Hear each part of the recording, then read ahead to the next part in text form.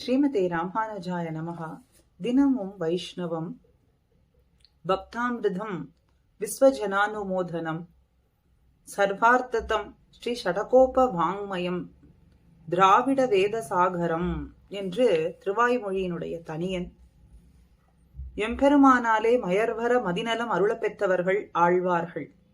ஆழ்வார்களுளே பிரபன்ன ஜன கூட்டஸ்தர் தலைவர் என்று கொண்டாடப்படுபவரான ஷடகோபன் நம்மாழ்வாராலே இயற்றப்பட்டதான திருவாய்மொழி திராவிட வேத சாகரம் என்று நாம் கொண்டாடுகின்றோம். சாகரம் அப்படின்னு சொன்னாலே ரத்னாகரம். இந்த திராவிட வேத சாகரம் ஷடகோப வாங்மயம் என்பதும் ரத்னாகரம் என்றுதான் பூர்வர்கள் நமக்கு காட்டிக் கொடுக்கின்றார்கள்.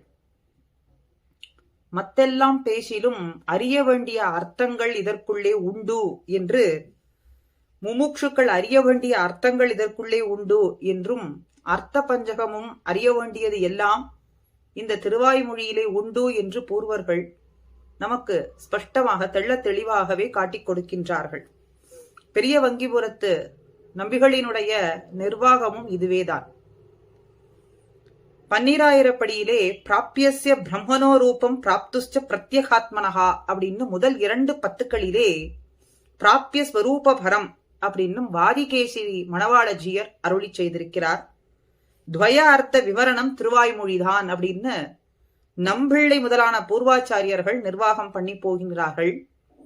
ஆழ்வாரை தீர்க்க சிந்தையந்தி என்றும் அவர் அருளியதான திருவாய்மொழி ஸ்ரீ ராமாயணம் போலே தீர்க்க சரணாகதி என்றும் பூர்வர்களுடைய வாக்கு. பிள்ளை லோகாச்சாரியரினுடைய சார சங்கிரகத்திலே மந்திர ரத்னத்தினுள்ள 6 பதங்களினுடைய அம்சமாக எம்பெருமானினுடைய குணங்கள் சொல்லப்படுகின்றது. ஸ்ரீயப்பதித்வம் தொடங்கி அவனுக்கு இருக்கக்கூடியதான பலவிதமான குணங்களிலே கொண்டாடப்படுபவையாக மிகவும் ஏற்றமுடையதான குணங்கள் முதலிலே சொல்லப்படுகின்றது. அதை ஒட்டித்தான் அழகிய மணவாள பெருமாள் நாயனார் எம்பெருமானின் பத்தினியாய தோற்றம் போலே திருவாய்மொழியினுடைய 1000 பாசுரங்களிலே எம்பெருமானினுடைய 10 குணங்கள் ஆழ்வார்கள் ஒரு 10 வீதம் நமக்கு சாதித்திருக்கார் என்பதையும் காட்டுகின்றார். முதல் பத்திலே பரத்வம், காரணத்துவம், வியாபகத்துவம், நியந்திருத்துவம், காருணிகத்துவம், 6ஆம் பத்திலே சரண்யத்துவம், சக்தத்துவம், 8ஆம் பத்திலே சத்தியகாமத்துவம், ஆபத்சகத்துவம் என்றும் ஆர்த்திகரத்துவம் என்றும் இப்படி 10 பத்துக்களிலே 10 குணங்களை நமக்கு காட்டுகின்றார் ஆழ்வார் என்பதை பூர்வர்கள் இங்கே நிர்வாகம் பண்ணுகின்றார்கள். ஆரம்பத்திலேயே முதல் பத்திலேயே முதல் ஸ்லோகத்திலேயே அயர்வரும் அமரர்கள் அதிபதி என்று எம்பெருமானை சொல்றதனாலே நித்தியசூரிகளுக்கு தலைவனானவன், நித்தியசூரிகளை நிர்வாகம் பண்ணக்கூடியவன், நிர்வாக பரன் என்பதனாலே எம்பெருமானினுடைய பரத்வத்தை ஆழ்வார் முதலிலேயே எடுத்த எடுப்பிலேயே முதல் பாசுரத்திலேயே நமக்கு காட்டிக் கொடுக்கிறார். சர்வாதிகமான பரம்பொருளுக்கு அசாதாரணமான லட்சணம் இதுதான் அப்படிங்கறதுனாலே அனவதிகாதிசய பிரீத்திகாரித அசங்கிய கல்யாண குணகனாம் என்று சுவாமி எம்பெருமானார் கத்தியத்திரயத்திலே சாதிப்பது போலே உயர்ந்த, மிக உயர்ந்த, அனவதிகாதிசயன்னா மிக உயர்ந்த அப்படின்னு அர்த்தமாறுது. அதைத்தான் உயர்வர உயர்நலம் உடையவன் எவனவன் என்கின்ற பதத்தாலே காட்டுகின்றார். அப்ப பரத்வத்தை முதலே சொல்லி அதற்கு பின்னே திவ்யமான அனந்தமான கல்யாண குணங்களை அடுத்தடுத்து காண்பிக்கின்றார். மாயாவாதிகள், குத்ருஷ்டிகள் எல்லாம் பிரம்மத்தை நிர்குணம் அப்படின்னு சொன்னார்கள். அதை கண்டித்து முதலிலேயே எடுத்த எடுப்பிலேயே பிரம்மத்துக்கு அநேகமான குணங்கள் உண்டு, பரத்வம் உண்டு அப்படிங்கறத இங்கே பறக்க சொல்றார். அதிலேதான் ஆழ்வான் ஈடுபட்டதாகவும் ஐதீகம் நமக்கு ஆழ்வானினுடைய வைபவத்திலே தெரிகின்றது. ஆழ்வான்னா கூரத்தாழ்வான். எம்பெருமானுக்கு உத் அப்படிங்கிற திருநாமம் உண்டு. தஸ்ய உதிதி நாம அப்படின்னா நிரஸ்த நிகிலஹேயன், ஹேய பிரதிபடன் அப்படின்னு அர்த்தம் உத் அப்படிங்கிறதுக்கு. அப்படின்னா உயர்வர என்று தொடங்கி உயர்ந்தே அப்படிங்கிற தகாரத்திலே முடிகின்றது இந்த பாசுரம். உயர்ந்து அப்படிங்கிறது, உயர்வரங்கிறது ஆரம்பித்து உயர்ந்தே அப்படின்னு தொடங்குவதனாலே சாமத்துக்கு உட்பொருளாய் நிகிலகேய பிரத்யநீகனாய் எம்பெருமான் இருக்கான் அப்படிங்கறதுனாலே தஸ்ய உதிதி நாம அப்படின்னு சொல்றோம். சாந்தோக்கிய உபனிஷத் நமக்கு காட்டுகின்றது. எண்ணிறந்த கல்யாண குணங்களுக்கு இருப்பிடமாய் இருக்கக்கூடியவன் இந்த பரனானவன், மகா புருஷனானவன், புருஷோத்தவனானவன் என்பதனாலே திருவாய்மொழியிலே போற்றப்படக்கூடியதான முதல் பத்திலே பிரஸ்தாபிக்கப்படக்கூடியதான குணம் பரத்வம் அப்படிங்கிறது இங்கே நமக்கு தெரிகின்றது. ஹேய பிரத்யநீகனான விடத்திலே கல்யாண குணங்கள் தானாகவே அமையும் அப்படின்னு சொல்றார்கள். அப்படித்தான் வாக்கு நமக்கு காட்டுகின்றது, பூர்வர்களினுடைய வாக்கு. ஆழ்வார் எம்பெருமானிடத்தில் இருக்கக்கூடிய பரத்துவத்தை உயர், தின், அனை, ஒன்றும் அப்படிங்கிற பதிகத்திலே திருவாய்மொழியிலே நமக்கு அருளி செய்திருக்கின்றார். ஆன பொழுதிலும் கூட இந்த உயர்வர உயர்நலம் அப்படிங்கிற இந்த முதல் பாசுரத்திலே முதல் பரத்வத்தை பிரஸ்தாபிக்கப்படக்கூடியதான பத்திலேயே பரத்வத்தை அருளி செய்திருக்கின்றார். அதுதான் இதனுடைய விசேஷம். அதிலே முக்கியமான ஒரு பாசுரம் திடவிசும்பு எரிவெளி நீர்நிலம் இவை மிசை அப்படின்னு சொல்லக்கூடியதான பாசுரம். அதில் சுடர்மிகு சுருதியுள் இவை உண்ட சுரடேன். இவை உண்ட சுரன் எப்படிப்பட்டவன் அப்படின்னு கேட்டா எஸ்ய பிரம்மச்ச சத்ரஞ்ச சர்வ சம்ஹர்த்தாவான சர்வேஸ்வரன் அப்படின்னு சொல்லப்படுறது. இவை உண்ட சுரனே அப்படின்னு சுடர்மிகு சுருதியுள்னு. அப்ப எம்பெருமான் எப்படி இருக்கிறான்? இந்த பரத்வம் அப்படின்னு சொல்லக்கூடியதான இந்த குணத்தை உடையவரான அந்த பிரம்மம் எப்படி இருக்கின்றது? பஞ்சபூத பௌத்திக ரூபமாய் உருவாகவும் இருக்கின்றது, அருவாகவும் இருக்கின்றது. அதை எல்லாவற்றையும் காட்டிலும் விலட்சணமாகவும் இருக்கின்றது. அது யார்? அது எம்பெருமான். உருவாகவும் அருவாகவும் அவைகளை காட்டிலும் விலட்சணமாய் இருக்கக்கூடியவன். அதத்தான் உளன் சுடர்மிகு சுருதியுள் என்கின்ற பதத்தாலே ஆழ்வார் நமக்கு இங்கே காட்டி கொடுக்கிறார். இதை எப்படி எடுத்துக்கலாம் அப்படின்னு கேட்டா, சுருதி, மிக சுருதி, சுடர்மிகு சுருதி அப்படின்னு மூன்றாக பிரிக்கிறார்கள். அப்போ அபேத ஸ்ருதி, பேத ஸ்ருதி அப்படின்னு இதெல்லாம் பிராமண விவிக்ஷிதமாக இந்த பிரம்மத்தை சொல்லும் போது விவிக்ஷிதமாக சொல்லப்படக்கூடியதாக இருக்கு.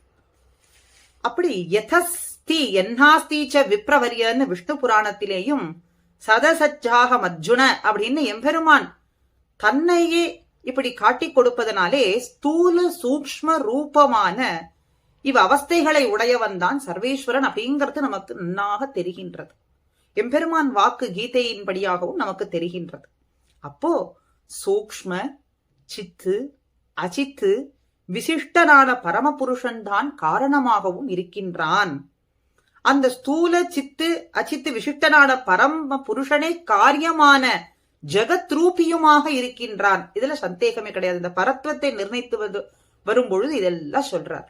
இந்த 10 பாசுரங்களிலே 10 பத்துக்களிலே இருக்கக்கூடிய பாசுரங்கள் 100 பாசுரங்களிலே பரத்வத்தை நமக்கு சொல்லும் பொழுது இதைத்தான் காட்டுகின்றார். உளனென இளனென இவை குணம் உடைமையில் உளனிரு தகைவையோடு ஒழிவிலன் பரந்தேன்னு சொல்லக்கூடியதான திருவாய்மொழி முதல் பதிகத்தினுடைய பாசுரத்திலேயும் இதையேதான் நமக்கு காட்டி கொடுக்கிறார்.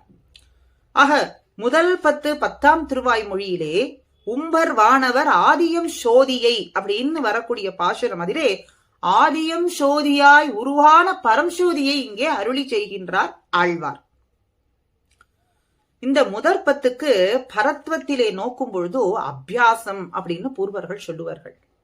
அபியாசம் அபியாசம் அப்படின்னா திரும்ப திரும்ப அந்த அடையாளத்தை நமக்கு காட்டுவது சொல்றதுன்னு அர்த்தம். திரும்ப திரும்ப ஒரே அர்த்தத்தையே சொல்றதுதான் அபியாசம்னு அர்த்தம். ஆச்சாரிய ஹிருதயத்திலேயும் நாயனார் வளவெழு உலகின் முதலாய வானோர் இறையை அப்படின்னு சொல்றதிலேயே எப்பால் எவர்க்கும் நலத்தால் உயர்ந்துயர்ந்து அப்பால் அவன் அப்படிங்கறதிலேயும் எவையும் யாவரும் தன்னுள்ளே ஆகியும் ஆக்கியும் காக்கும் அவையுள் தனிமுதல் அம்மான். இந்த முதல் 10 அத்தனை அநேக இடங்களிலே எம்பெருமானுடைய பரத்வத்தை அருளி செய்கிறார். இதத்தான் அபியாசம்னு சொல்றது. ஒரே அர்த்தத்தை பல இடங்களிலே மாறி மாறி சொல்லுவது அப்படின்னு இந்த இடத்துல தெரியறது. இப்படி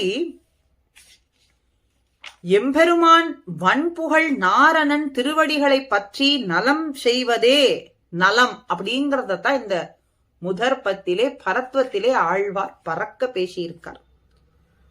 இதுல இருந்து சாரமா நமக்கு என்ன தெரியறதுன்னா, ஜெகத்காரண வஸ்துவே பரம்பொருள், நாராயணனே பரனானவன், திருமகளினுடைய தனி கேழ்வனானவன், பெருமையுடைய பிரான், அவன் இரு மெய்வினை கடிந்து அரும்பயனாய மோட்சத்தை தரவல்லவன், வேண்டிற்றெல்லாம் தரக்கூடிய கோதில் மணிவண்ணனானவன், ஸ்ரீயப்பதித்வம், கருட வாகனத்துவம், திருமுடியிலே திருத்துழாயை வளையத்திலே சூடிக்கொண்டிருப்பதும், பொறுமா நீழ்படை ஆழி சங்கத்தை கையிலே தரித்திருப்பது எல்லாமே பரத்வ சின்னங்களே ஆகும் அப்படின்னு சொன்ன பொழுதிலே இந்த முதல் பத்திலே ஆழ்வார் நாம்